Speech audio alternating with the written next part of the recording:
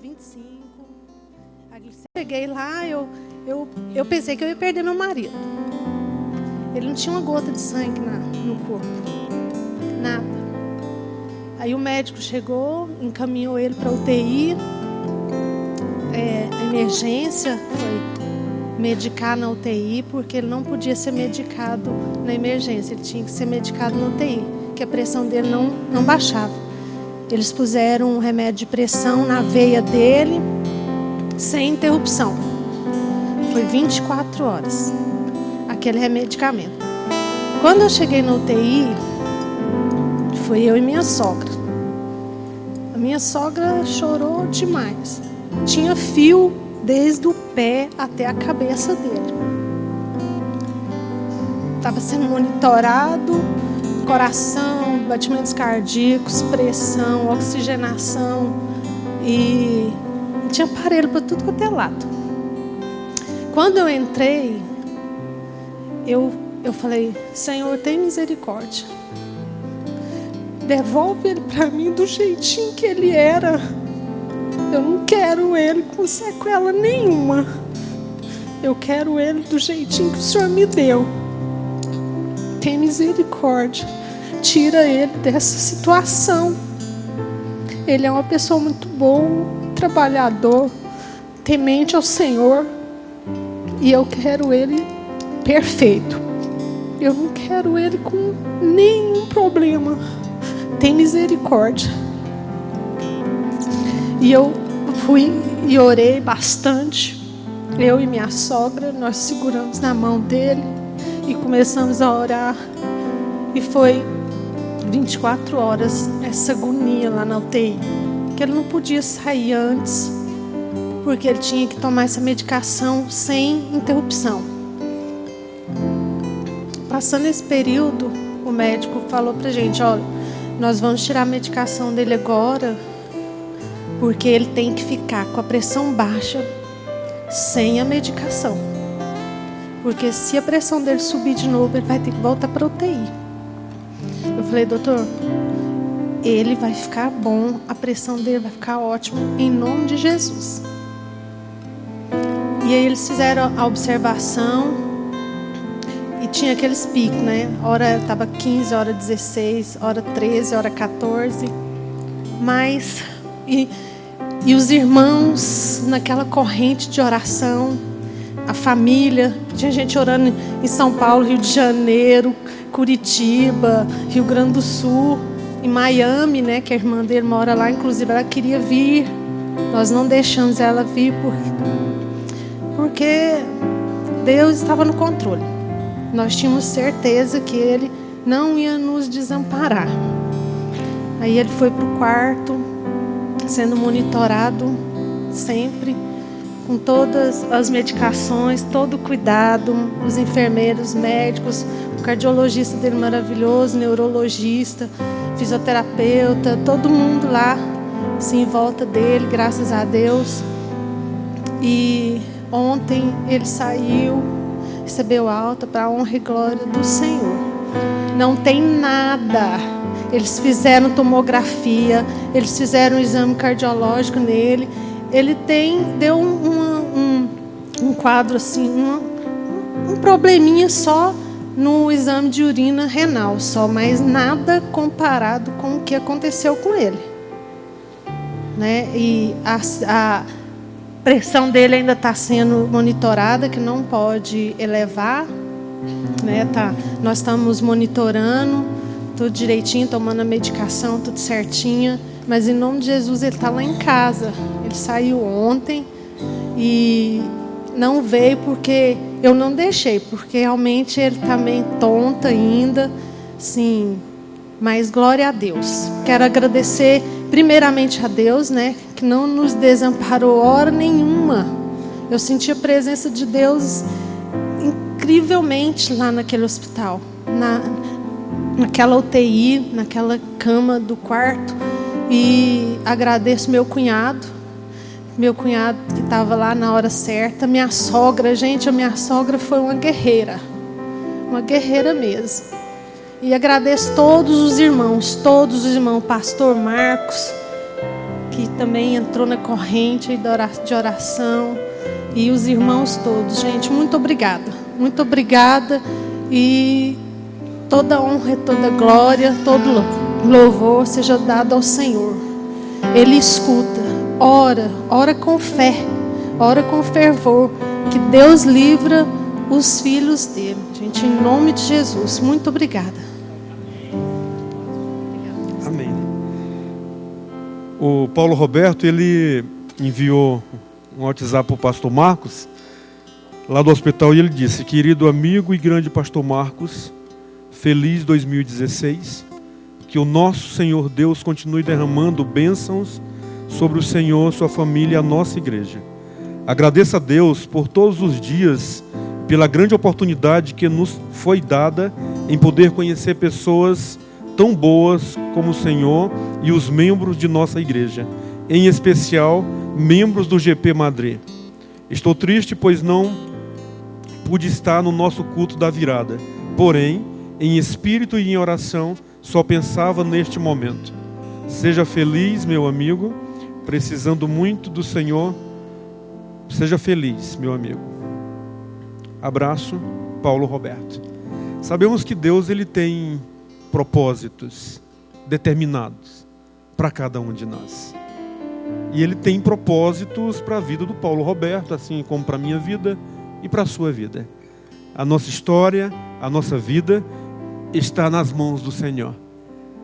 E a vontade dele é boa, perfeita e agradável. Pai, nós louvamos o teu nome pelo livramento, pela restauração do Paulo Roberto. Muito obrigado, ó Deus, porque o Senhor manifestou da tua graça, do teu poder na vida dele, e a Neire e sua família, eles puderam experimentar mais do Senhor neste momento. Muito obrigado por tudo. Pai querido, nós também queremos agradecer pelos nossos visitantes que estão conosco aqui hoje. Que eles possam se sentirem à vontade, em casa, e que o Senhor possa falar aos corações deles também. Muito obrigado pela presença deles, pela vida deles, no nome de Jesus. Amém. Amém. Aqueles que desejarem puderem se colocar de pé. Vamos continuar adorando ao Senhor. Nós temos motivos e muitos para adorá-lo nessa noite, não é verdade? E essa primeira música, ela é um convite para que nós possamos adorar. Vem que esta é a hora. Um dia todo joelho se dobrará. Mas que bom que nós já nos dobramos ao Senhor.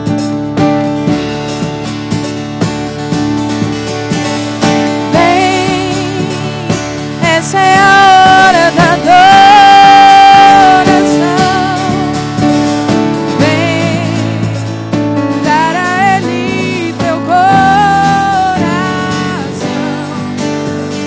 Vem assim começar para adorar.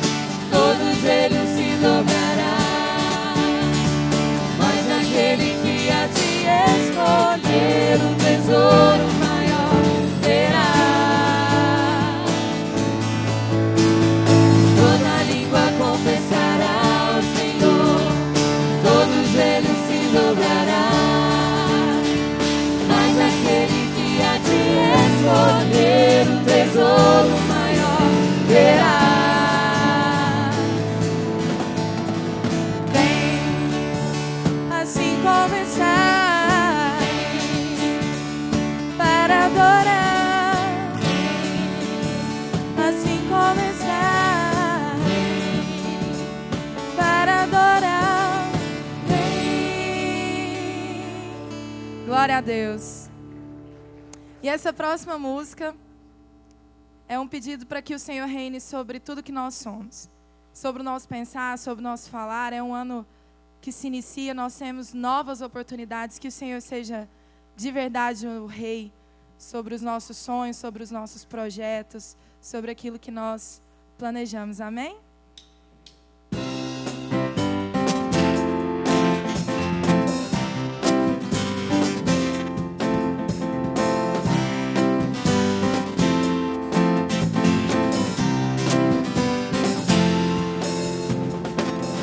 Sobre toda a terra tu és o Rei, sobre as montanhas e o pôr do sol. Uma coisa só, meu desejo é reinar em mim, Senhor. Reina em mim com o teu poder, sobre a escuridão, sobre os sonhos meus. Tu és o Senhor de tudo que sou.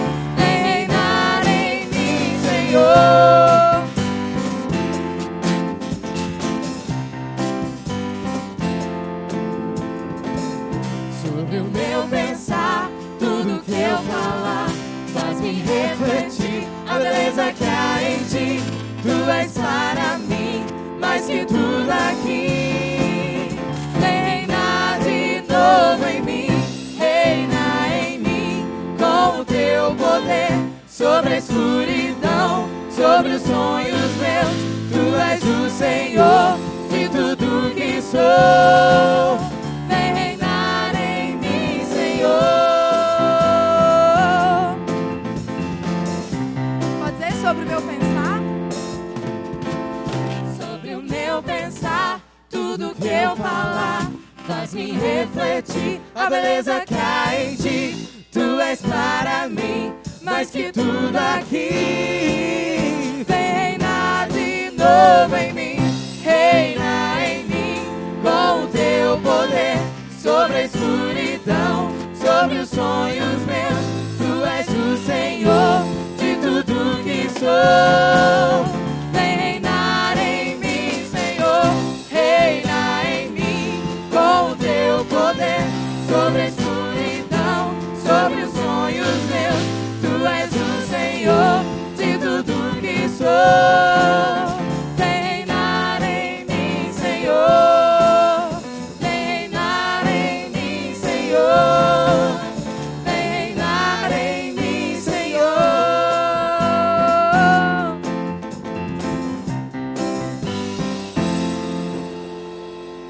Amém.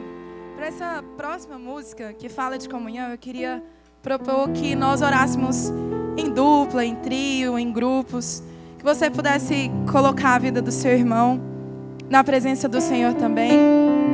É uma música que diz que nós preferimos estar aqui na casa do Senhor, no meio da congregação, e no meio dessa comunhão nós servirmos uns aos outros e servirmos ao Senhor, adorarmos a Ele. Então, se você se sentir à vontade para isso, ore com seu irmão, converse um pouco com ele. É muito bom para nós sermos parte de um povo exclusivo do Senhor. Isso é uma honra. E há uma unção que vem do Senhor para nós nessa noite.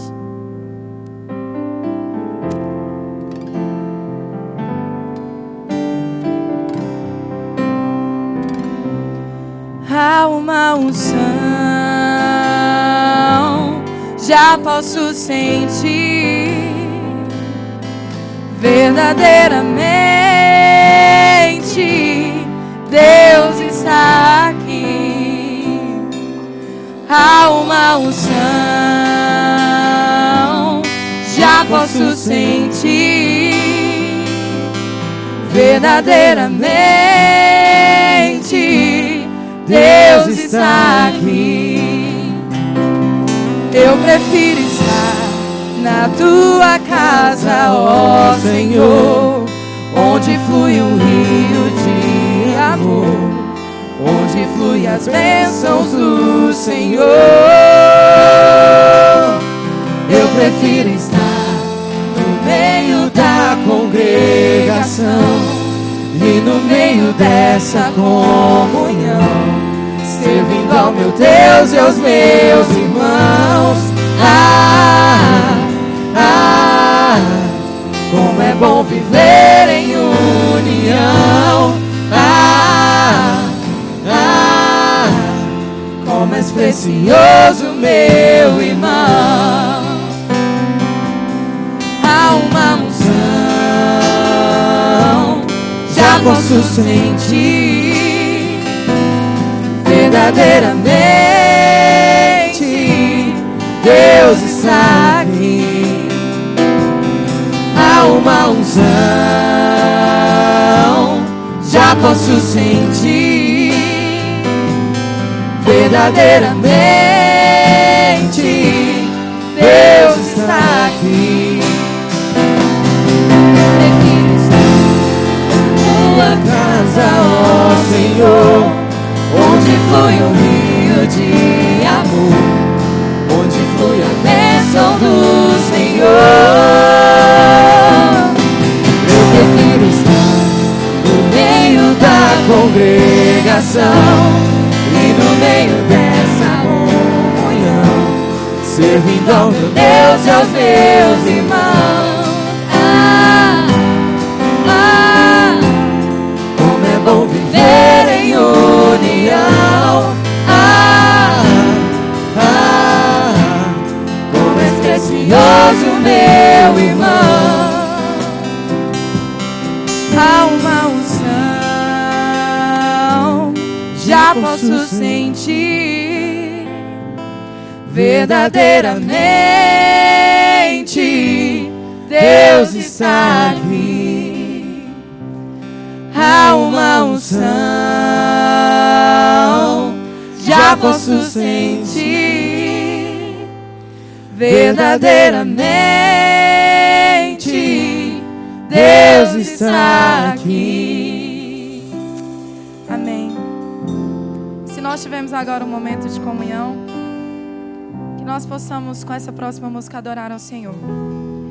Só Deus domina o trono do universo.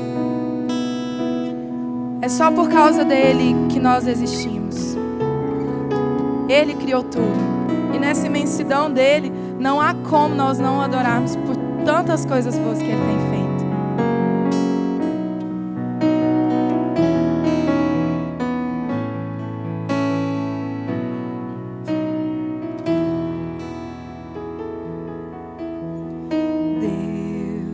Deus, somente Deus criou o mundo e o que nele há. O ser que pode respirar existe para mostrar a glória do Senhor. Deus, somente Deus, os seus mistérios pode revelar. Seus desígnios quem jamais um dia conheceu, pois Deus somente é Deus. Deus, somente Deus, domina o trono do universo.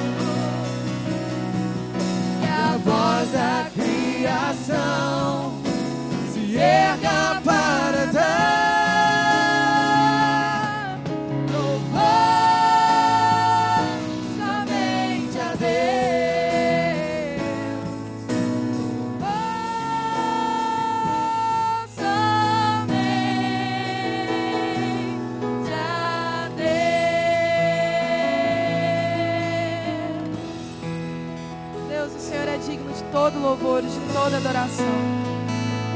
Nós o amamos, Deus, por quem o Senhor é. O Senhor tem feito grandes coisas no nosso meio e nós somos alegres por isso. Mas só de ser quem o Senhor é digno de todo o nosso louvor e de toda a nossa adoração. Deus, o Senhor é o desejado da nossa alma. Nós ansiamos pelo encontro com o Senhor. Nós somos tão gratos, Deus, porque o Senhor nos permite viver em comunhão. Porque o Senhor nos ama e se importa conosco a ponto de trabalhar em nós e através de nós. Nós te agradecemos, Deus, porque o Senhor nos trouxe até aqui. E nós sabemos que até aqui o Senhor nos ajudou. Não é agora que o Senhor vai começar a falhar conosco. Obrigado pelo ano que se passou, pelos aprendizados que nós tivemos, pela comunhão que nós tivemos, Deus. E obrigado porque o Senhor tem nos permitido vivenciar um novo ano. Isso é honra, Deus, isso é glória do Senhor para nós. Deus, nós cremos, sabemos e declaramos que a soberania de tudo é do Senhor. A soberania da nossa vida é do Senhor. Toma conta, Deus, como nós cantamos. Reina sobre os nossos sonhos, sobre os nossos planos, Deus. Tudo que nós falarmos, tudo que nós pensarmos, Deus, reflita o que o Senhor tem feito em nós. Reflita a bondade do Senhor. Não nos permita, Deus, envergonhar o Teu nome. Nós queremos ser luz e sal, Deus. E nós queremos Te adorar em toda e qualquer situação. Recebe o nosso louvor, recebe a nossa adoração. Ela continua nesse culto. Esse culto é para o Senhor. Muito obrigado porque o Senhor nos permitiu cantar ao Senhor. Porque isso é honra. Muito obrigado, Deus, em nome de Jesus. Amém.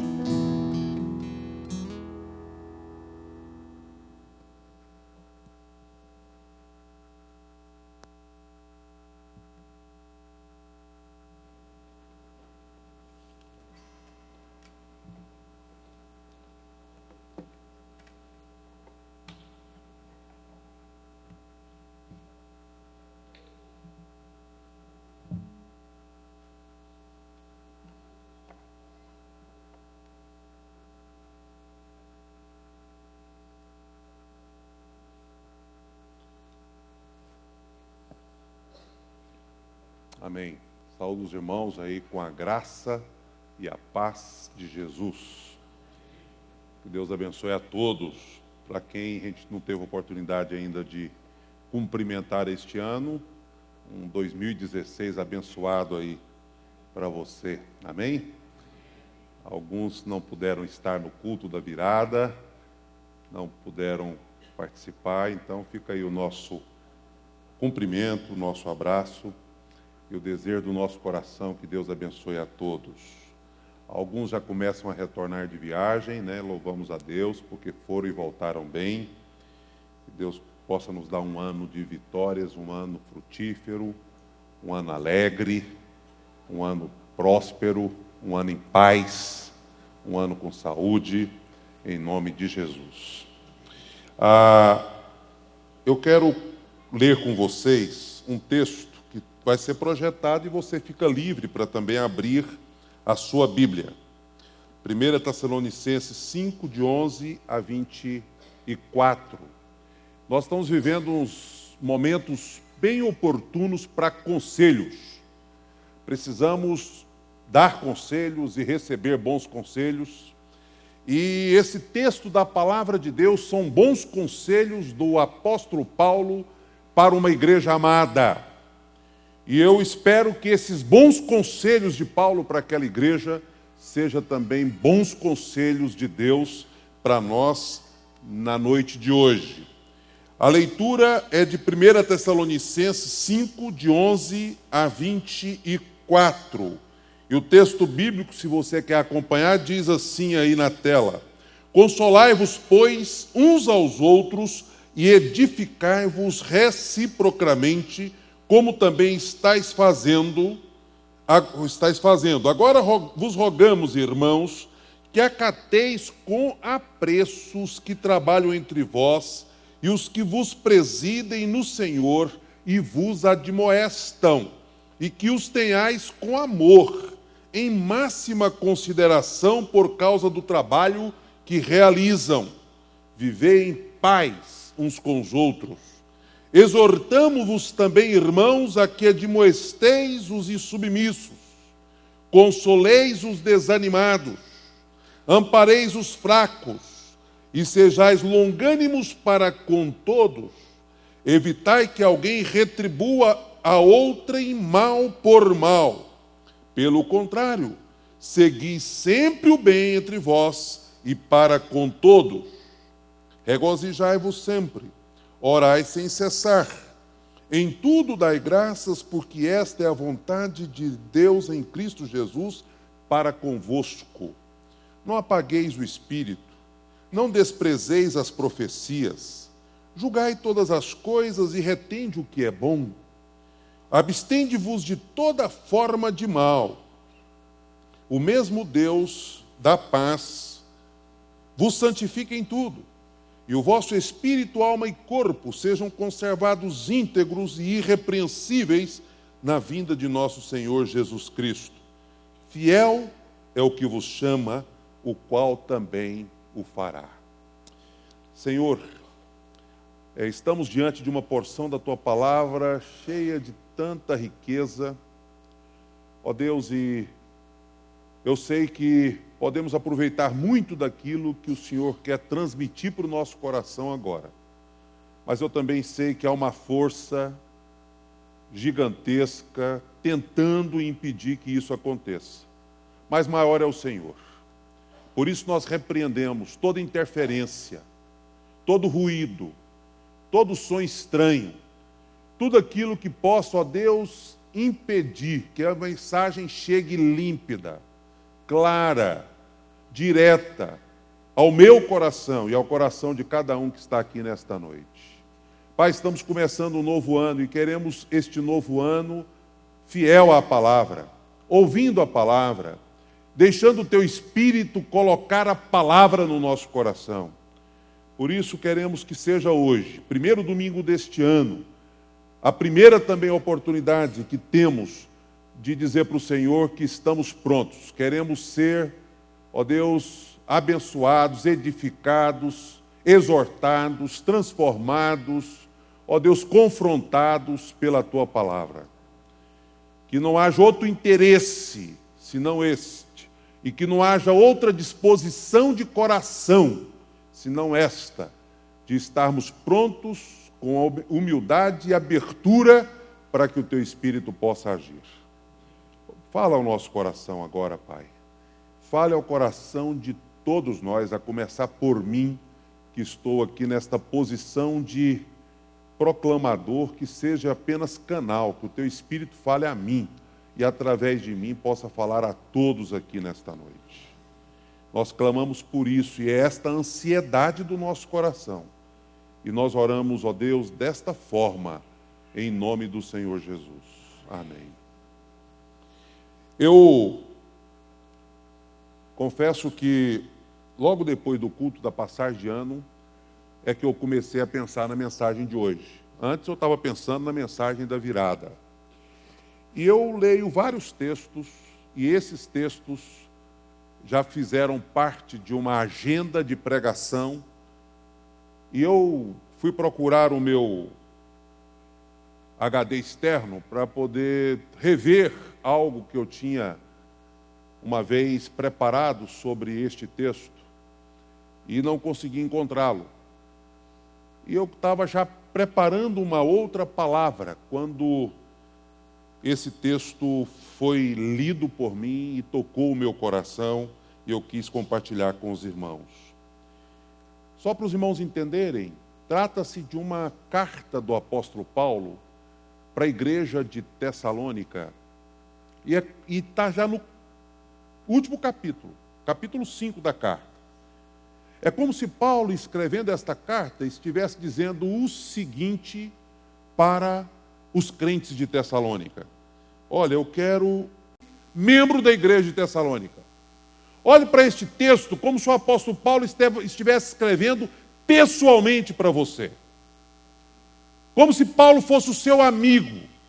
E como amigo, e ao mesmo tempo seu discipulador, seu mentor, seu líder, Paulo está dizendo: eu tenho algumas palavras especiais para dizer para você: ouça, internalize, pratique estas palavras. E eu creio que você vai sair daqui edificado, desafiado, abençoado por Deus nesta noite. Tessalônica é uma cidade que não sofreu interrupção histórica. Ela antigamente se chamava Termas por causa das águas termais que existem lá. Mas 300 anos antes de Cristo passou a se chamar Tessalônica. E de lá para cá ela não sofreu, porque algumas cidades foram destruídas, depois reconstruídas.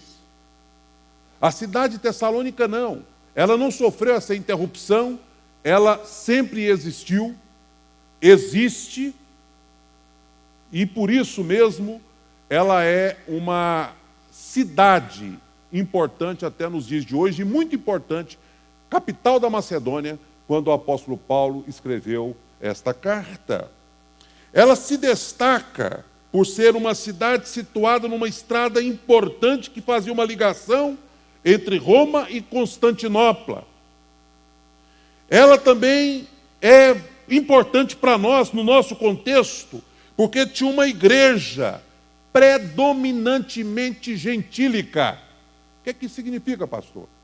Uma igreja que não era formada predominantemente por judeus. Hoje pela manhã, a gente estudando Atos dos Apóstolos, livro histórico do Novo Testamento, o único livro histórico do Novo Testamento, que faz uma ligação entre os 4 evangelhos e as cartas. Atos dos Apóstolos mostra a evolução do evangelismo. Atos 1:8 a gente decorou, quem não sabia. Quem sabia, recordou. Mas Atos 8, mas recebereis poder ao descer sobre vós o Espírito Santo, e sereis minhas testemunhas, tanto em Jerusalém, como em toda a Judéia, Samaria, até os confins da terra, é uma espécie de divisão da própria evolução do livro. Porque a igreja de Jerusalém começa forte, logo depois da descida do Espírito Santo, mas aí vem uma perseguição, Estevão é morto, a igreja se esparrama, alcança a Judéia, daí a pouco alcança Samaria, e quando o apóstolo Paulo, já convertido, começa suas viagens missionárias, a igreja se expande para a Europa e, para aquela época, vai para os confins da terra. Tem até uma revista de escola dominical da denominação, intitulada 30 anos que mudaram a história, que é um estudo baseado no livro de Atos. 30 anos que mudaram a história. Aquela igreja era uma igreja de membros gentios. Agora, para nossa reflexão, é muito importante nós entendermos que aquela igreja estava sendo marcada, infelizmente, durante esta carta que lhe foi escrita, pela carnalidade. Pela carnalidade. Ah, irmão, se eu pudesse parar aqui um pouquinho e dizer qual é o sonho nosso de igreja para 2016 e para até a volta de Jesus Cristo, é uma igreja que seja marcada pela espiritualidade e não pela carnalidade. Você sabe por quê? Também reportando a algo que eu disse hoje pela manhã, você não precisa fazer muita coisa. Você só precisa parar de atrapalhar. Isso eu falo para mim e para todos nós. Sabia disso? A igreja de Atos, a Bíblia diz que enquanto eles viviam a unidade, enquanto eles viviam a comunhão, enquanto eles viviam os relacionamentos, enquanto eles viviam a verdadeira e genuína vida cristã, que não é uma vida perfeita, tinha problemas naquela igreja, mas tinha comunhão, partia o pão de casa em casa, era uma vida de oração. Enquanto eles praticavam o genuíno evangelho, dia a dia o Senhor ia acrescentando os que iam sendo salvos. E a igreja explodiu. Mas teve problema também porque a igreja cresceu. Crescimento traz problema. Por isso que muitas vezes a gente nem quer crescer. Porque dá problema. Chega gente problemática, chega gente difícil, não é? Problema logístico, a igreja não cabe, o estacionamento está cheio. Começa a ter problema de todo jeito. Agora imagina para nós que podemos planejar, prever e estudar. já é difícil, imagina para a igreja do primeiro século, da noite para o dia, ter 3.000 membros, 5.000 membros, 10.000 membros. O que aquilo representou na logística daquela igreja. Então a igreja cresce. Se você não atrapalhar, se eu não atrapalhar, a igreja cresce. Se a gente viver o genuíno evangelho, o genuíno cristianismo, parar com as picuinhas, com as carnalidades, a igreja cresce. Mas lá, naquela igreja gentílica, começou a ter muita carnalidade entre os membros, uma atmosfera desagradável, ao ponto de Paulo dizer: vocês estão apagando o Espírito. Não existe igreja sem o Espírito. Não é? Sem o Espírito Santo, você tem uma associação, um clube, você tem qualquer coisa, menos uma igreja. Por isso nós não podemos apagar o Espírito. E apagar o Espírito significa impedir que o Espírito possa agir dentro da igreja. Então a cidade e a igreja de Tessalônica para nós hoje oferece aí uma reflexão profunda que eu gostaria de trazer para nós, mas não será demorada. Eu queria apenas que você ficasse atento ao que o Espírito quer dizer a você e a mim. O primeiro versículo que eu quero analisar é o 11. Consolai-vos, pois, uns aos outros e edificai-vos reciprocamente, como também estáis fazendo. Só que nessa porção que a gente leu, você vai encontrar 3 vezes o mandamento das mutualidades. Esses mandamentos são percebidos na expressão uns aos outros ou reciprocamente, e vai aparecer de novo. Sabe por quê? Porque a genuína igreja não acontece um aos outros, acontece entre uns aos outros. Percebem?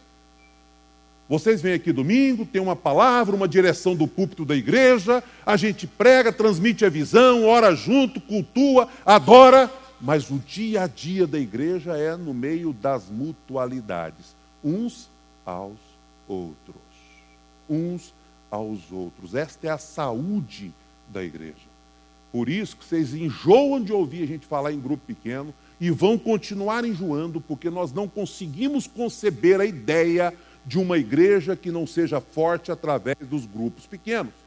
Propositalmente, eu pedi para o pastor José Nilton ler a mensagem do Paulo lá do hospital para nós, não é? E aí ele me agradece a igreja, fala como que a igreja foi uma bênção para a vida dele, mas a certa altura ele diz o quê? E o GP Madrid, o GP que eu frequento, não é? Que é o primeiro a abraçar, o primeiro a preocupar, o primeiro a começar o processo de oração, uns aos outros. Não tem outro jeito, não é? E aí Paulo fala, nesse primeiro momento, que nós precisamos valorizar as pessoas. As pessoas. E aqui tem 2 formas de valorizar as pessoas nesse versículo: consolando e edificando. São as 2 maneiras específicas que nós temos para ajudar as pessoas.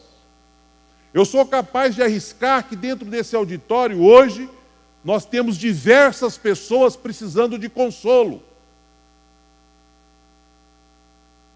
E que eu não vou saber. Talvez alguém que está mais próximo saiba. Quando é algo mais grave, perdeu um ente querido, aconteceu algo sério e grave, às vezes a gente fica sabendo sim. Quando é algo mais sutil, tristeza profunda de alma, muitas vezes nós não sabemos. Sabe como é que a gente valoriza as pessoas? A gente valoriza as pessoas consolando-as. E Paulo não diz só no capítulo 5 isso para a igreja de Tessalônica, não. Ele diz no capítulo 4 também, quando fala de perda, de morte. Ele fala sobre a morte numa perspectiva de esperança e termina essa parte do capítulo 4 dizendo assim: consolai-vos uns aos outros com estas palavras. Que palavras são estas?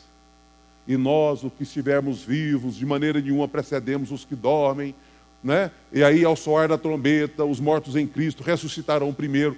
Ele está explicando que há uma esperança e que a morte não é a última palavra. E ele termina de explicar sobre perda, dizendo: consolai-vos uns aos outros com estas palavras. Quem sabe você pode propor no seu coração este ano, dizer assim: eu vou ser um consolador este ano.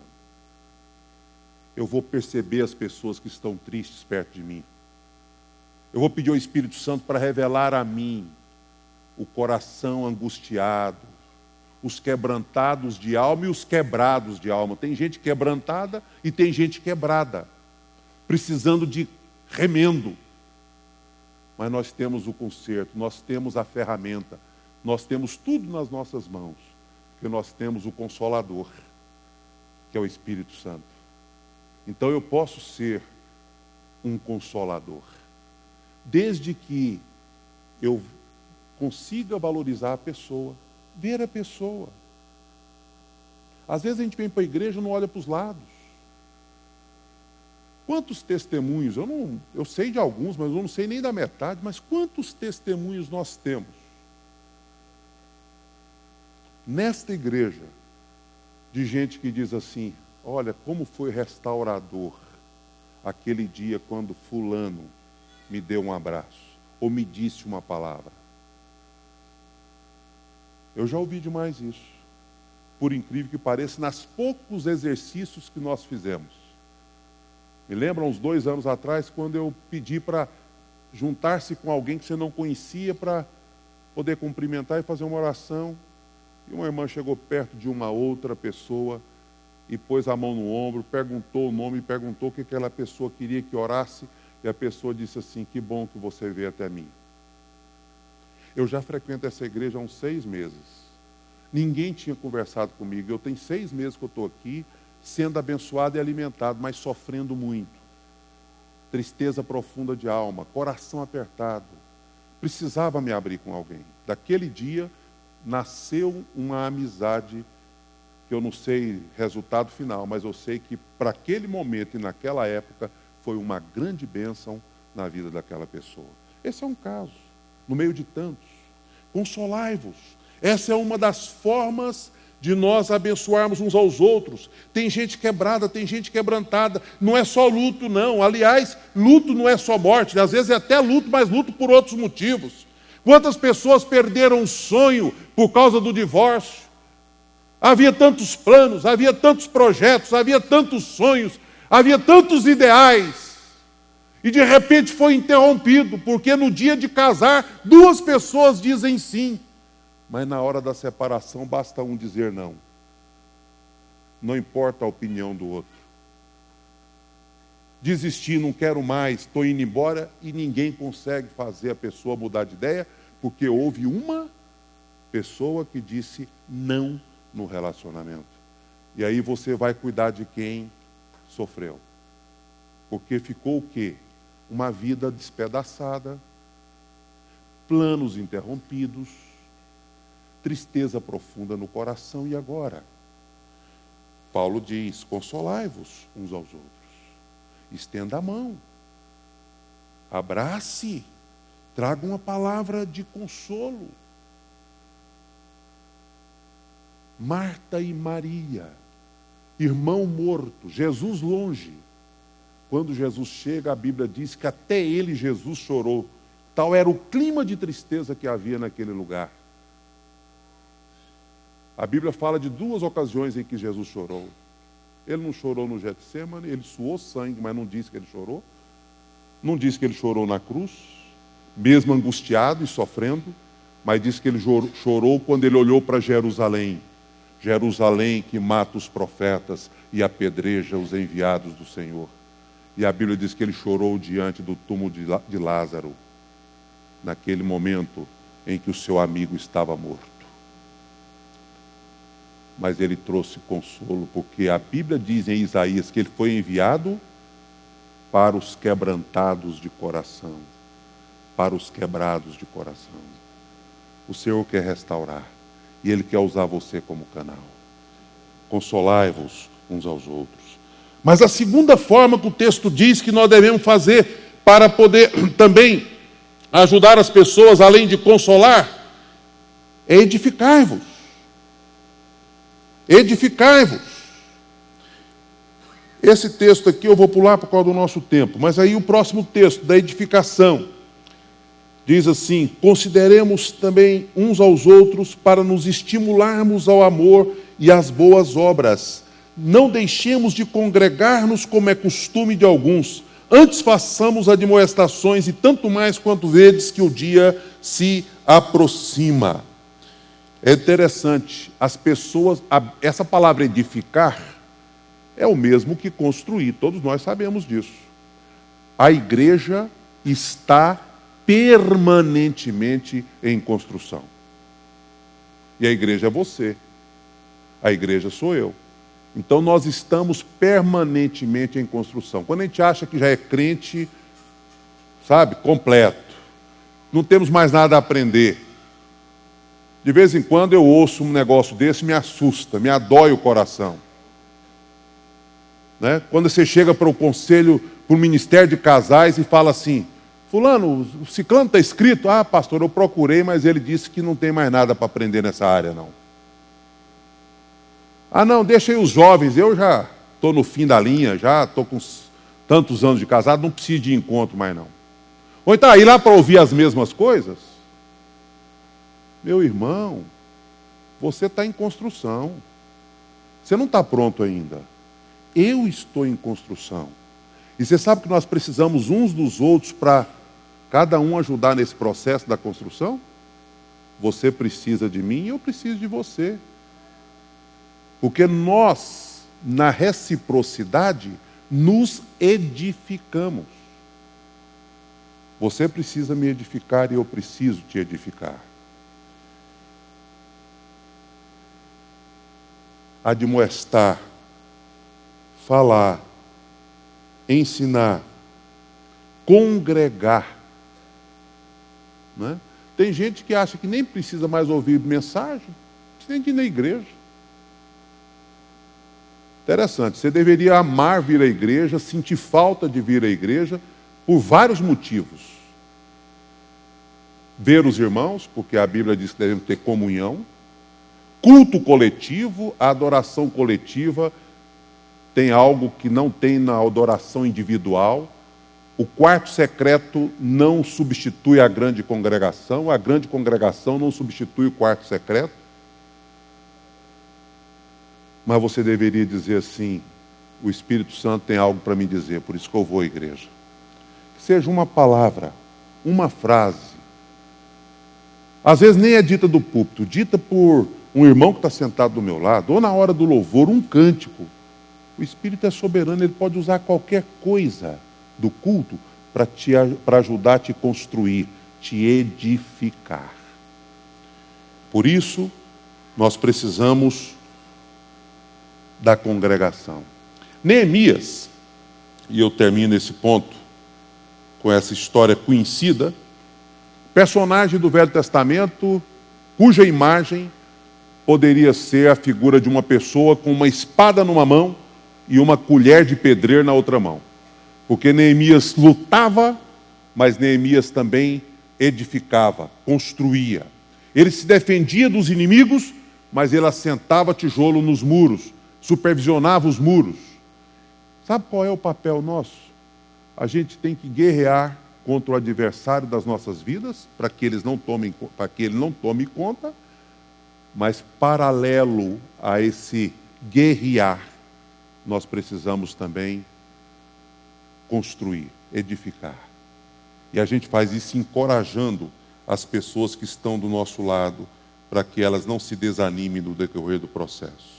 Segundo conselho, então, o primeiro, consolai-vos, né?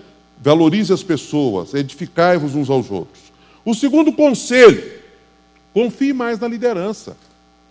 E aqui eu não quero, com esse conselho, dizer que eu estou puxando brasa para sardinha minha, não. Entenda-se por liderança, toda a liderança da igreja. Eu, por exemplo, tenho líderes.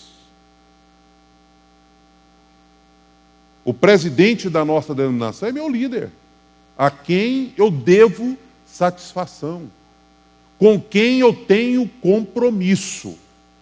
Tanto ele, enquanto representante da instituição, como com a instituição da qual eu faço parte. E aí o texto diz: agora vos rogamos, irmãos, que acateis com apreço os que trabalham entre vós. Esse acatar com apreço é que reconheçais. É que, em outras palavras, que vocês tenham para com esta pessoa respeito. Confie nessa pessoa. Acateis com apreço aqueles que trabalham entre vós. E os que o presidem, que vos presidem no Senhor e vos admoestam, usando a palavra. E o texto continua: e que os tenhais com amor, amando-a. Ame. Ame. Ame seu líder em que instância for. E a segunda, estimulando, encorajando. Não é? Uma igreja com saúde tem um alto nível de confiança na liderança. Isso é muito bom, faz bem.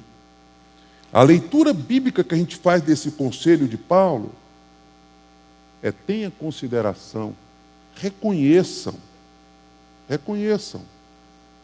São eles que foram chamados por Deus e são eles que fazem. Há 3 tipos de liderança, indo direto ao assunto, que é mencionado aqui. Primeiro, bispo. Aliás, antes de bispo, pastor. Quando você estuda 1 Timóteo capítulo 3, os 3 parece que são intercambiáveis. Intercambiável significa o quê? Parece que eles são diferentes, mas eles, em alguns textos bíblicos, são usados de maneira diferente. Por exemplo, o bispo. A palavra bispo significa olhar por cima, dá uma ideia de supervisão. Nossa denominação não tem a figura do bispo como título. Não tem bispo na nossa nomenclatura denominacional. Mas não significa que não seja bíblico. É o supervisor. É aquele que olha no todo, no geral. Mas o ancião ou o presbítero são palavras para indicar quem pastoreia, quem cuida do rebanho. E olha que não significa quem prega, por exemplo. Nem sempre o pregador é o melhor pastor. Pastor tem tudo a ver com cuidado. Não é? Com cuidado. E cada pessoa tem uma ênfase ministerial diferente da outra. Mas o que o texto bíblico está dizendo é: se você é presbítero,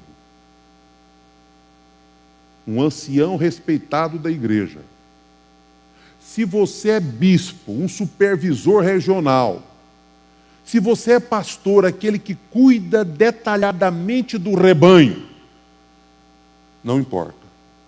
O que importa é que você funciona como líder. E como tal, o texto diz que você precisa de suporte, e quem deve dar esse suporte é a igreja do Senhor Jesus. Tenhais em grande estima, em amor, por causa da obra que eles realizam.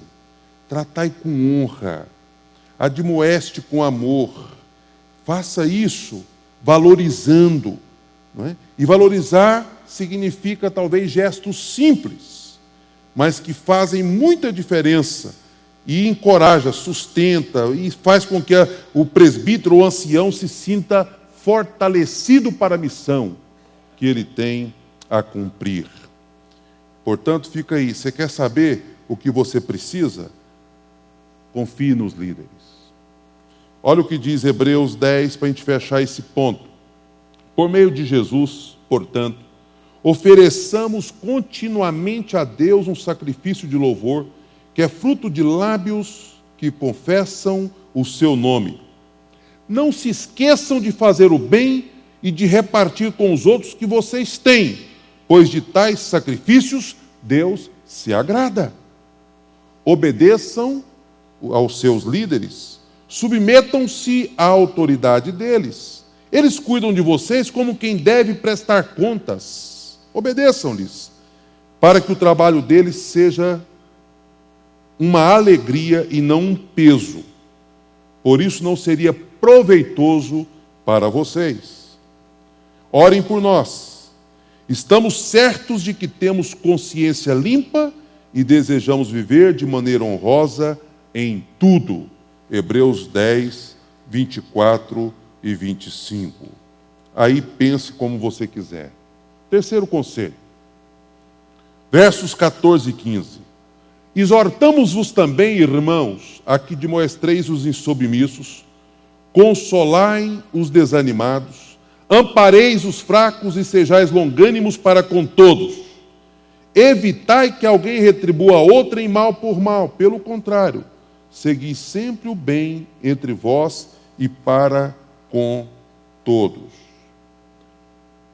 Para resumir, esse conselho foi difícil, mas não teve outra palavra melhor do que senão esta: comprometa-se com a maturidade.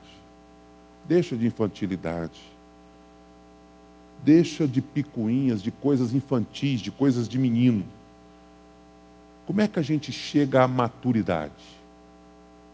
Primeiro, a gente chega à maturidade com devoção. Com devoção. Por isso o texto aqui diz que nós devemos exortar com a palavra, admoestar com a palavra. Só tem jeito de você usar a palavra na sua conversa, na sua exortação, na sua admoestação, se você tiver intimidade com a palavra. Senão não tem jeito. Você já parou para perguntar quantos versículos bíblicos você sabe de cor? Talvez, se a gente fizer um exercício, você vai ter embaraços para poder dizer quantos versículos. Mas no seu íntimo, eu não quero te expor, não quero aqui que você fale para mim números. Mas a pergunta é, na hora do vamos ver mesmo assim, lá no HD seu, lá naquela caixinha, está gravado quantos versículos? Você sabia que é importante? E hoje você tem tanta forma de memorizar a Bíblia, através do celular, né? Imprimindo ali cartõezinhos e guardando de vez em quando, lendo até memorizar. Tem tantas formas. E você sabia que esta é uma ferramenta poderosa?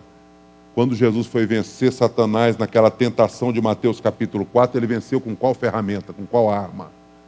Palavra. O diabo citava a palavra, o diabo sabe a palavra. Se a gente não souber, nós vamos passar vergonha, porque ele sabe. O diabo disse para Jesus o quê? Pula daqui de cima, o que está escrito lá na Bíblia, aquela Bíblia que você conhece, está escrito: aos seus anjos dará ordens a teu respeito, para que te sustente. Você vai pular, e os anjos vão te sustentar. Não é isso que está escrito na Bíblia? E falando isso para quem não conhece a Bíblia, já era confusão. Mas Jesus respondeu à altura para Satanás, dizendo: mas também está escrito: não tentarás o Senhor teu Deus. Né? Você está querendo espetáculo? Isso é querer provar ou tentar o Senhor Deus. Eu não vou fazer esse espetáculo. Ah, tudo isso te darei se prostrado me adorares. Jesus usou a Bíblia. Só o Senhor teu Deus adorarás. Transforma essas pedras de pães. O Senhor usou a Bíblia. Nem só de pão viverá o homem. Você dá conta de usar a Bíblia se você for apertado assim numa situação qualquer? Só tem um jeito de você testar o seu conhecimento, é memorizando. O salmista diz: guarda no coração a tua palavra para eu não pecar contra ti. Guarde, memorize. Você precisa de maturidade. A devoção bíblica vai te gerar essa maturidade. O discipulado gera maturidade. Deixa outras pessoas ajudarem você. Sustentar os fracos significa o quê? Eu aceito ajuda. Eu aceito gente para ombrear comigo. Eu aceito companhia. Eu aceito ser edificado. Eu não ofereço resistência. Fraqueza espiritual, fraqueza moral, a gente só vence com ajuda. Com ajuda. Ah, talvez tenha gente enfrentando perigo aqui hoje à noite. Perigo.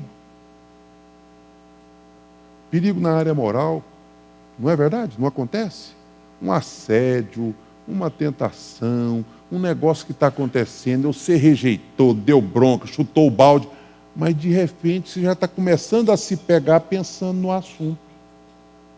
Não é verdade? Uai, rapaz, será que faz mal mesmo? Não é? Está na hora de você procurar ajuda e dizer: meu irmão, ore comigo, está acontecendo isso comigo. Não deixa a vaca ir para o brejo para depois você pedir ajuda. Desculpa a expressão, mas é o que muitas vezes acontece. Por que muitas vezes nos nossos gabinetes chega a situações extremamente complicadas? Porque as pessoas não procuraram ajuda no momento da luta, da tentação, do problema. Tentaram resolver sozinho.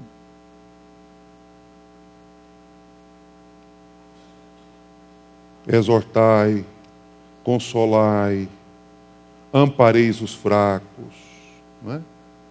São sinais de maturidade. Alguém retribua o outro com bem, nunca com mal. Você sabe quem é que deseja o mal para os outros? Os espiritualmente imaturos. Quem alcançou um nível de maturidade fica feliz com o bem-estar do outro. Quer ver o outro bem. Por isso, comprometa-se com a maturidade. E por último, quarto conselho, mas fantástico, num versículo que uma sucessão de versículos que todos nós conhecemos bem. Quero convidar vocês a lerem comigo esses versículos que estão aí. Vamos juntos? Regozijai-vos sempre, orai sem cessar, em tudo dai graças, porque esta é a vontade de Deus em Cristo Jesus para convosco. Não apagueis o espírito, não desprezeis as profecias, julgai todas as coisas, retende o que é bom, abstendes de toda forma de mal. Amém. É interessante. Desejo final de Paulo. O capítulo está terminando. Está quase finalizando. Aí o texto diz: regozijai-vos sempre. Se é para regozijar, eu quero fazer isso durante todos os dias do ano de 2016. Quero fazer isso durante todos os dias da minha vida. Regozijai-vos sempre. Regozijar sempre significa pôr um fim definitivo na murmuração. Pare de murmurar. Pare de reclamar. Agradeça. Louve. Alegre-se. Tem coisas difíceis. Tem uma pessoa que eu até repeti isso esses dias, tem uma pessoa que eu tenho conversado, nós temos orado, e essa pessoa, toda vez que eu pergunto: e aí, como é que você está agora? Ele diz assim: ah, pastor, eu estou bom, não posso reclamar não, tem milhões de pessoas querendo estar no meu lugar. É uma forma dele brincar e dele dizer que está bem, mas deixa eu dizer uma coisa: por mais que você esteja enfrentando uma dificuldade grande na sua vida, tem milhões de pessoas querendo o seu lugar, gostaria de estar no seu lugar. Você é privilegiado. Eu sou privilegiado, nós somos. Nós somos. Não é? Então regozije. Alegre. Esse é um conselho maravilhoso, fantástico. Se é para se regozijar, é como se Paulo estivesse dizendo: então faça isso sempre. Orai sem cessar. Essa expressão orai sem cessar significa: tenha uma conexão online 24 horas por dia com Deus. Não interrompa essa conexão. Não é que você tem que ficar o tempo todo orando em voz alta e falando algumas palavras, mas você tem que estar em intimidade. A comunhão com Deus vai te ajudar a evitar uma série de coisas durante o ano, durante a vida. Por isso que Paulo está dizendo: orai sem cessar. Mantenha a sua conexão com Deus, a sua intimidade com Deus. E o texto continua dizendo: em tudo dai graças. Quem tem comunhão com Deus, quem ora sem cessar, quem se alegra o tempo todo, encontra uma força sobrenatural para dar graça em tudo. Em tudo significa em tudo. Mesmo quando as coisas não estão indo bem, você consegue tirar forças do fundo da sua alma para agradecer a Deus até mesmo pelas tragédias da vida. Sabe por quê? Só consegue fazer isso quem está conectado, quem está em intimidade com Deus, consegue dizer: Senhor, eu não sei no que isso vai dar, está duro e difícil de suportar, mas eu sei que o Senhor não abandona ninguém que está junto contigo, e se eu estou contigo, pronto, acabou. No culto de passagem de ano, nós estávamos relembrando a história de Pedro. Lembra quem estava aqui? Quem estava aqui no dia 31? Então, menos da metade, hein? Pensou? Ainda bem que nós tivemos muito visitante, senão... Mas nós tivemos aqui, nós falamos o que no dia 31? Nós estávamos dizendo que uma vez Jesus estava atravessando o mar com os discípulos e teve uma grande tempestade e Pedro estava dormindo, lá no barco. Não, Jesus estava dormindo, desculpa. E Pedro estava no barco. Aí, Senhor, não te importa que pereçamos? Aí o Senhor não importava não, porque ele sabia que não ia perecer. Não é verdade? Nós estávamos pregando sobre o primeiro e o último. E o Senhor sabia que a última palavra não era da tempestade, era dele. Então ele saiu, levantou, acalmou a tempestade. Mas sabe qual é o grande segredo desse texto? É que Pedro aprendeu a lição. Pedro aprendeu a lição. Porque lá em Atos capítulo 12, Pedro estava preso aguardando a morte, porque Tiago já tinha morrido. Um soldado de um lado, outro soldado do outro, e ele lá. Sabe o que ele estava fazendo? Tremendo de medo, angustiado. Era? Ele estava o quê? Dormindo.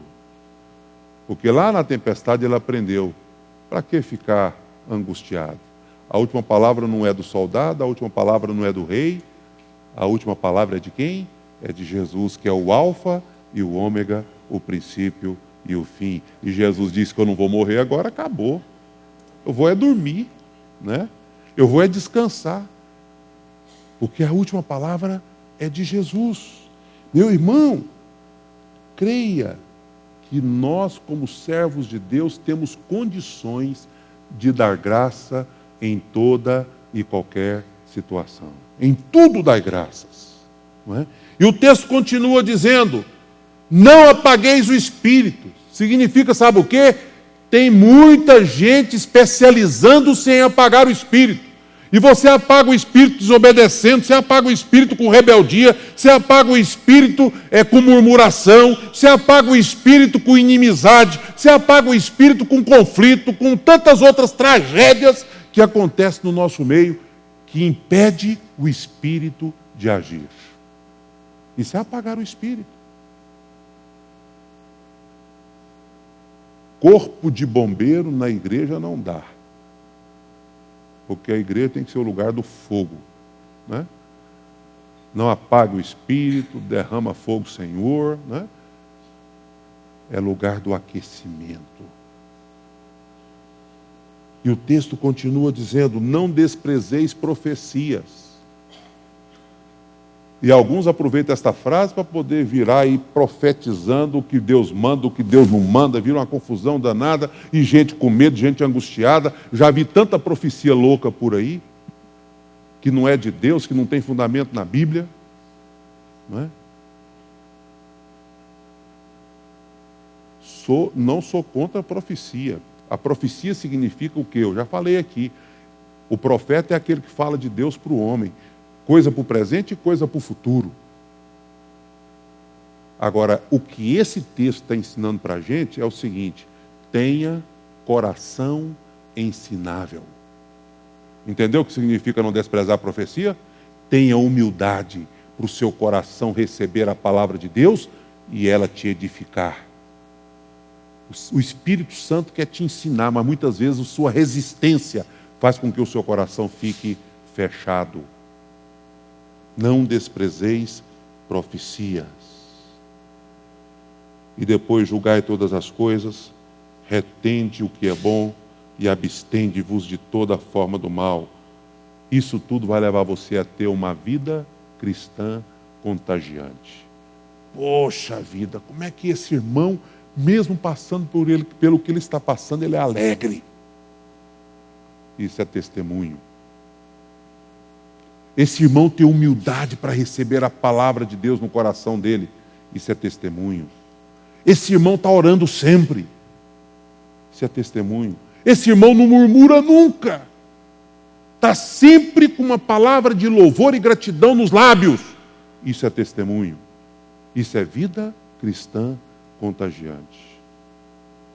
Por isso, que Deus nesta noite possa ensinar isso para você, ensinar isso para mim.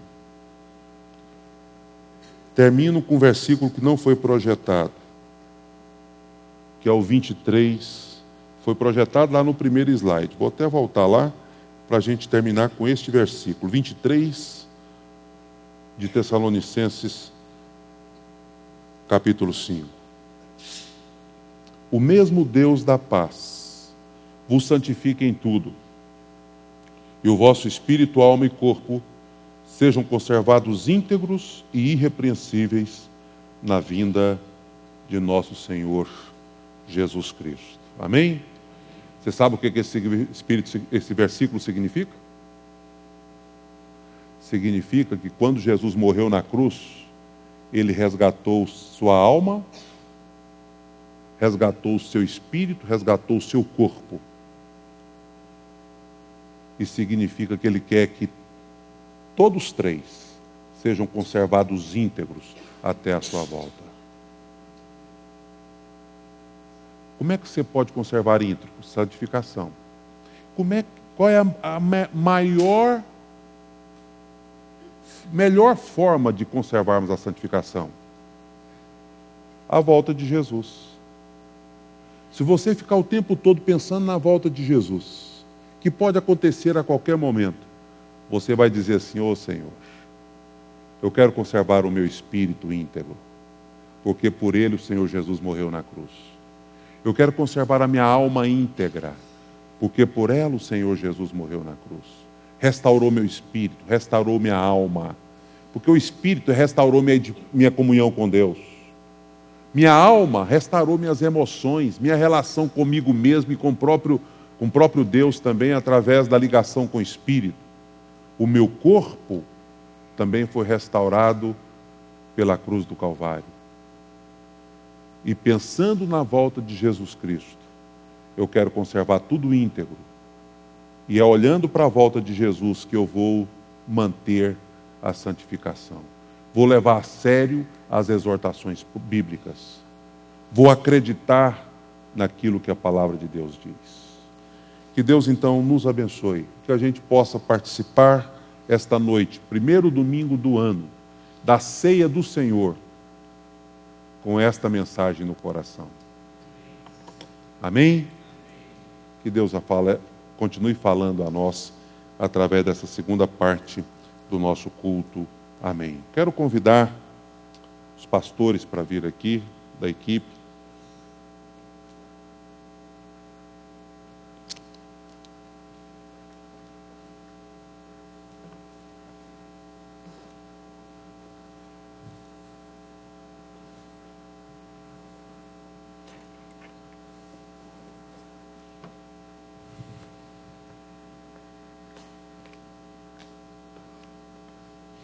Quero convidar os presbíteros presentes para virem nos ajudar na distribuição dos elementos.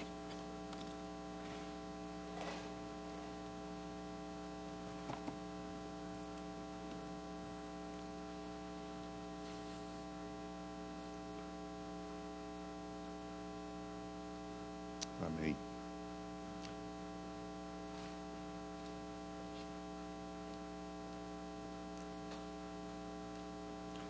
Quero convidar os pastores visitantes para virem aqui também, fazer parte deste momento da mesa aqui. Pastor Daniel, aproveito para apresentar sua esposa, Januária. Janu, fica em pé aí, irmã, e dá um sorriso aí para a igreja. Olha para lá.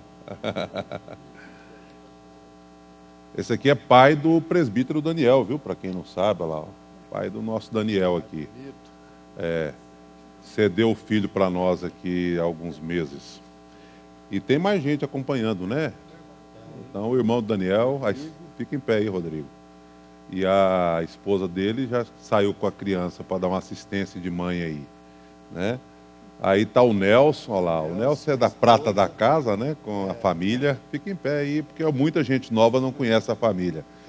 Esses irmãos estão em Minas Sul, mas nós ainda pegamos uma parte deles aqui no nosso pastoreio, né? Um período aqui, quando nós chegamos, eles estavam aqui ainda.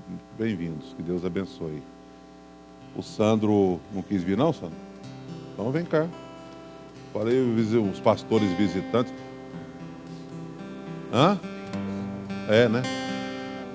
Fica pro lado esquerdo aqui para equilibrar, que tá todo mundo do lado direito.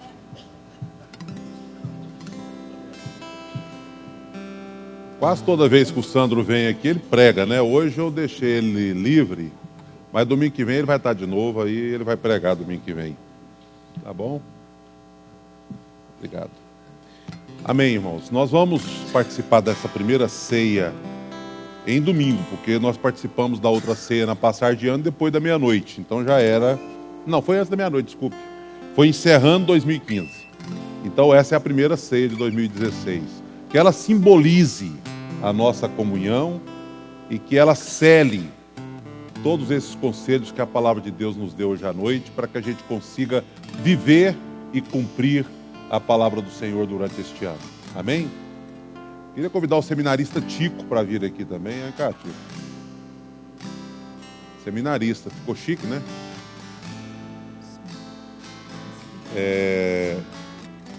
Aí ficou 3 de cada lado. Não, 4 de cada lado. Firmou. E deu também a quantidade de vasilhas? Não tem problema não. Os irmãos que forem comungar, e a gente convida a todos, a mesa é do Senhor, se você está em comunhão com Deus, com a igreja, é convidado a participar. Então, não espere o oficial oferecer, né? Na hora que for chegando perto, você fica em pé, pega o pão, pega o cálice, é uma atitude bem pessoal, depois sente-se e aguarde a nossa orientação, que nós vamos orientar a distribuição, a orientar a participação, tá? Aí vai na ordem.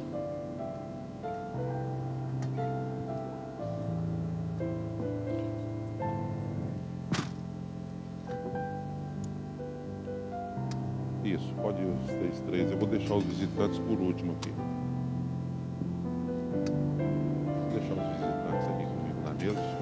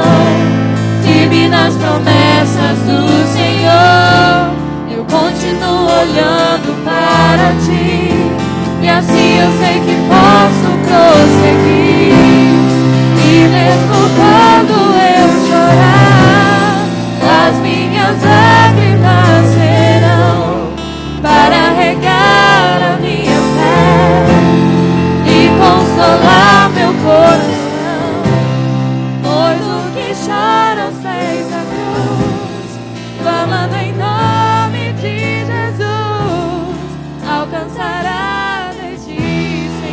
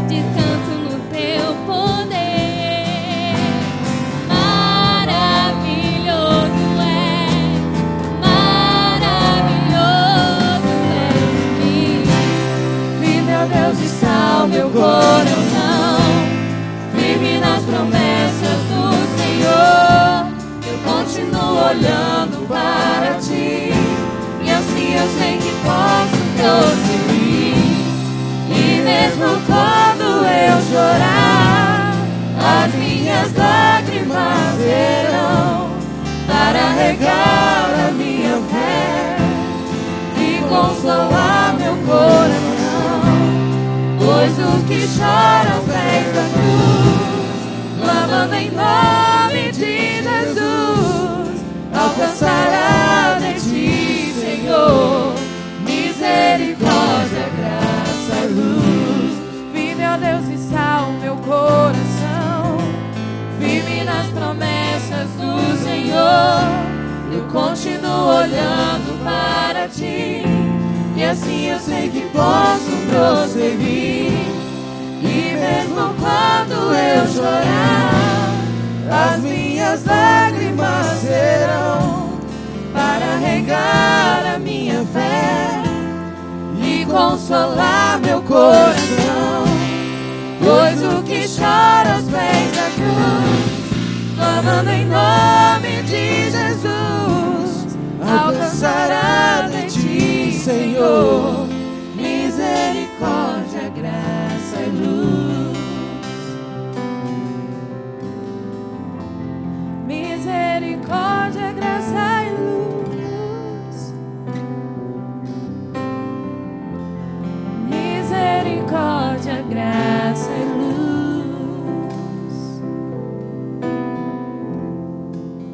Amém. Nós estamos aqui, nós pedimos ao presbítero Eliezer para ministrar também lá no Ministério Infantil. O berçário já foi recebido, os elementos da ceia. Nós queremos dizer para quem está nos assistindo que seja provisório, né? Você esteja conosco aqui na próxima ceia. Quem está acompanhando o culto pela internet, para a gente participar junto desta comunhão com Deus e com os irmãos. Queria pedir ao pastor Daniel para orar a Deus agradecendo pelo pão, e eu ministro o pão. Em seguida faremos isto com o cálice. Senhor Deus, neste momento, ó Pai, com grande alegria, eu quero agradecer o Senhor, ó Pai, por este momento ímpar, este momento tão agradável, que nós temos o privilégio de ceiar, Pai.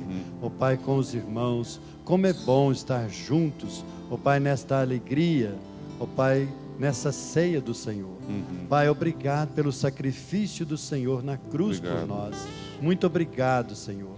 Ó Pai, por este pão, abençoe cada um de nós, dando força, paz, alegria e vitória, em nome de Jesus. Amém. Amém. Amém.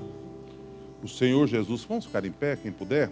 O Senhor Jesus, na noite em que foi traído, tomou o pão, tendo dado graças, o partiu e disse: "Esse é meu corpo que é dado por vós, fazei isto em memória de mim." Participemos do pão.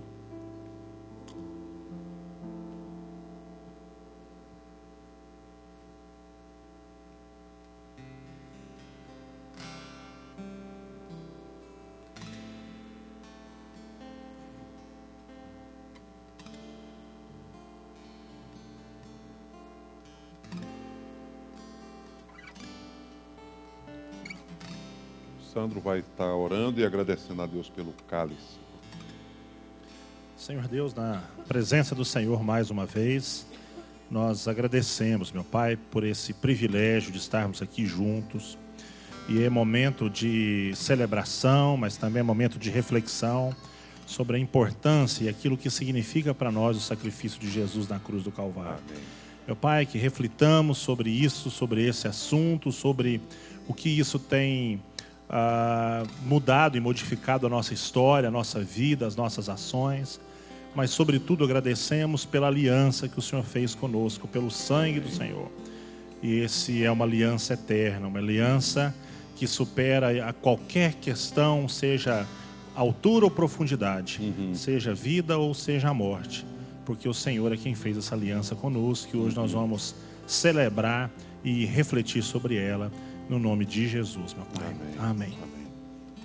É interessante porque o que a gente disse na conclusão é que o sacrifício de Cristo foi para a restauração do nosso espírito, alma e corpo. E que olhando para a volta de Jesus, que é outra mensagem que a ceia transmite, né? Fazer isso até que eu volte, até que eu venha. Olhando para a volta de Jesus, nós devemos conservar aquilo que foi restaurado por Deus, devemos conservar em santidade, né? Santificai, pois, o vosso espírito, alma e corpo até a volta do Senhor Jesus. participemos do cálice.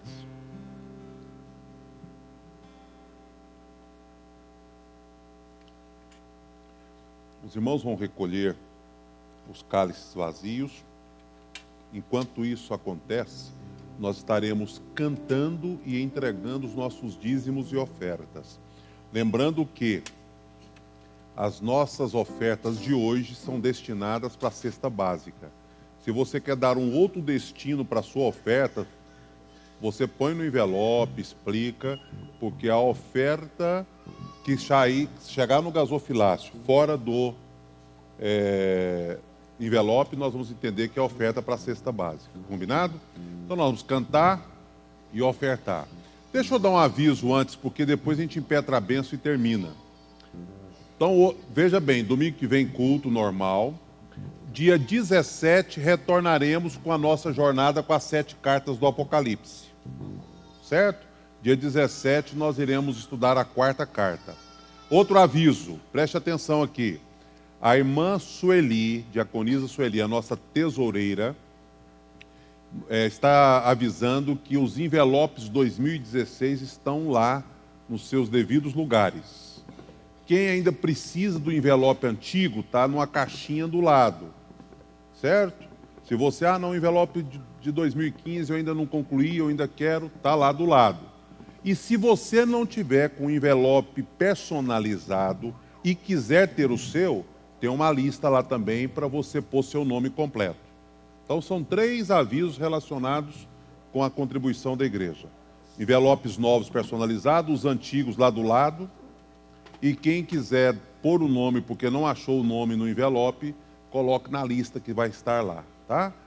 A gente tem também usado muito o depósito, mas a gente tem pedido o seguinte: quem faz depósito direto em conta, para facilitar a contabilidade da Sueli, junto com o nosso contador, coloque o comprovante dentro do envelope. Isso ajuda muito. Informe a gente, né?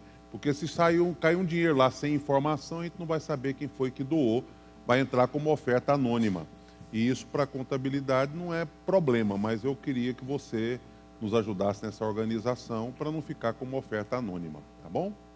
Nós vamos então cantar. Enquanto cantamos, você pode ofertar e dizimar.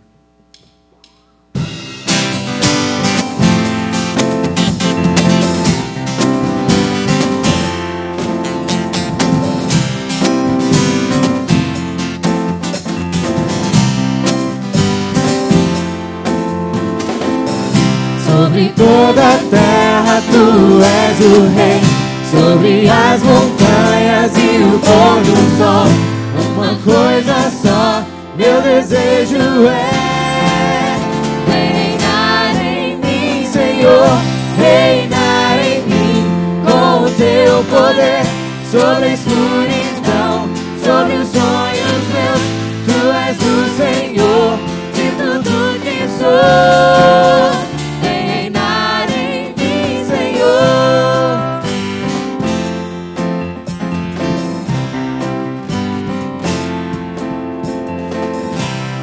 Meu pensar, tudo que eu falar, faz-me refletir a beleza que há em ti. Tu és para mim mais que tudo aqui. Reinar de novo em mim, reinar em mim, com o teu poder, sobre a escuridão, sobre os sonhos meus. Tu és o Senhor de tudo que sou.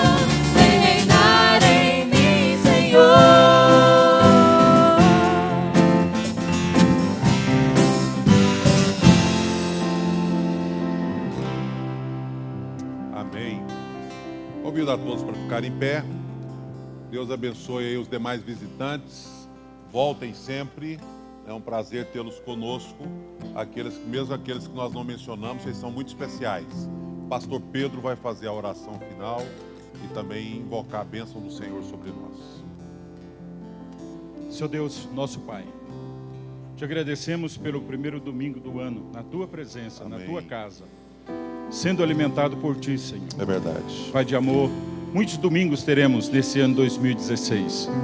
Não sabemos como estaremos, mas uma coisa queremos, ó Deus, é estarmos na Tua presença. Amém. Seja aqui ou nos braços, nos Teus braços, Senhor. Pai de amor, nós Te glorificamos pela Tua igreja, que é santa, pura, perfeita, Senhor. Pai de amor, leva-nos em paz, nos ajude a viver de uma maneira especial essa primeira semana, de uma maneira bem específica, Senhor, porque teremos uma semana completa. Vivê-la, ó Deus, na Tua presença, assim como as demais semanas do ano que estaremos vivenciando, Senhor. Leva em paz Teus filhos, Tua igreja. Leva em paz, ó Deus, as famílias aqui representadas. Nos ajude a vivenciar a Tua palavra no dia a dia, nos nossos relacionamentos, nas nossas ações, nos nossos testemunhos, Senhor. Na nossa maneira de ser, de viver, na nossa maneira de falar, na nossa maneira de contratar, de vender, enfim, ó Deus, não importa a situação, circunstância, mas que em todo momento, Senhor, 24 horas por dia, nós possamos estar sintonizados contigo, Senhor, e vivendo de acordo com a Tua palavra, porque queremos um dia estar com Jesus Cristo participando dessa festa, desse banquete espiritual que a Tua igreja terá um dia nas nuvens, Senhor. Muito obrigado. Leva-nos em paz e nos ajude, em nome de Jesus. Amém.